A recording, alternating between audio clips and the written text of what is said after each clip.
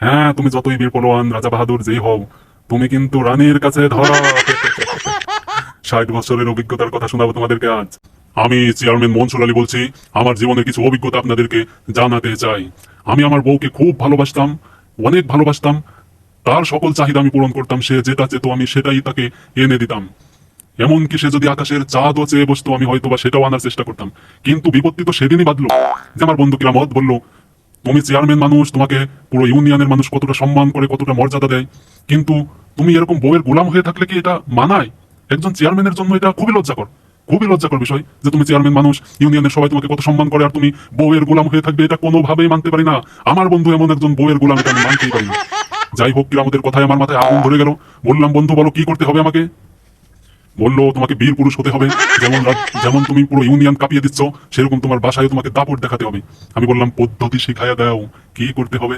কান পড়া দিল, কানটায় বীজ ঢেলে দিল। আমি সাথে সাথে উত্তেজিত হয়ে ফোন লাগিয়ে দিলাম বাড়িতে।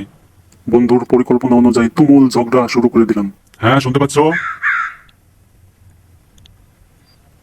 আবারও টাকা? কিসের জন্য টাকা? গত ঈদে তোমাকে 5টা শাড়ি কিনে দিছে, এই ঈদে কোনো বাজেট নাই, কোনো কেনাকাটা চলবে না। আমি যেভাবে বলবো সেইভাবে তোমার সংসারে থাকতে হবে। আমার কথা মেনে সংসার করলে করবে, না করলে কিছুই করার নেই। আগের মতন আমাকে পাবে না। সমাজের মানুষ আমাকে গোলাম বলে, এটা কোনোভাবেই হতে পারে না। বন্ধু কেরামতের কথায় দারুণ ভাবে বকে দেওয়ার পরে দেখি বউ কোনো কথা বলে না, চুপচাপ শুনে যাচ্ছে আমার কথাগুলো। জানি না মনে মনে কি ভাবতেছে, যে বিড়ালটা আবার বাঘ হয়ে গেল কিভাবে, জানি না। যাই হোক, অনেক কিছু বলার পরে ফোনটা কেটে দিলাম চেঁচামেচি করে। এখন নিজেকে একটু বীর পুরুষ মনে হচ্ছে।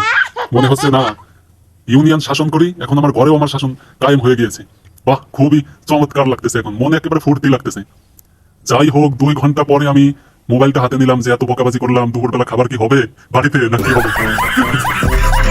ফোনটা হাতে নিতেই কল করতে গিয়ে দেখি আমার নাম্বার ব্ল্যাক লিস্টে। দেখলাম হোয়াটসঅ্যাপে একটু মেসেজ করা যায় কিনা। ও মা, ওই জায়গাও বলো। দেখলাম ইমোতে কিছু করা যায় কিনা। দিশা সেখানে বলো, এখন তো যোগাযোগ করার মতোই অবস্থা নাই। পরানটা দপ দপ করে কাঁপা শুরু হলো।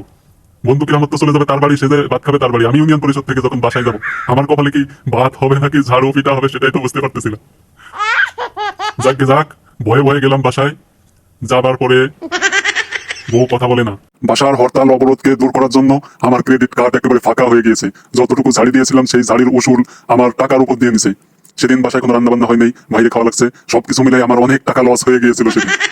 বন্ধু কিরামতের পাল্লায় পড়ে আমি সর্বশান্ত হয়ে যাওয়ার উপক্রম। তারপরে ছিল ঘন ঘন বাপের বাড়ি চলে যাবার আলটিমেটাম। যাই হোক, শেষ পর্যন্ত সামলে নিয়েছি ব্যাপারটা। এরপরে আমি পণ করেছি, আর জীবনে কোনোদিনও তোমার সাথে লাগতে আসবো না। তুমি যেভাবে চাও সেভাবেই চলবে সংসার।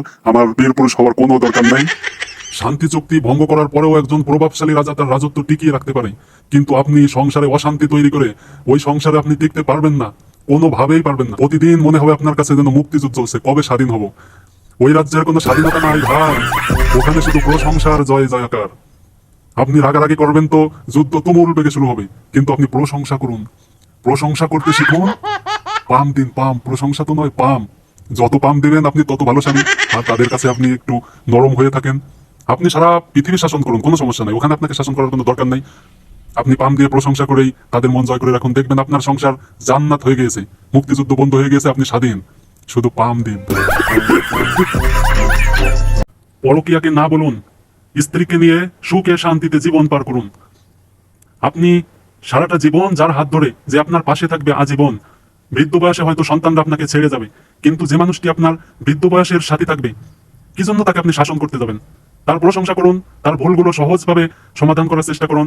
ঘরের ভেতরে মুক্তিযুদ্ধ তৈরি করবেন না। সহ অবস্থান, শান্তিপূর্ণ পরিবেশ বজায় রাখুন, সেটি সম্পূর্ণ আপনার দ্বারাই সম্ভব। নারীদের মন বুঝতে হবে। আমি কিন্তু আলহামদুলিল্লাহ খুবই সুখে আছি। আমার অশান্তি তো সেদিন বেঁধেছিল সংসারে। বন্ধু কিরামতের কথায় যেদিন ফোন করলাম স্ত্রীকে,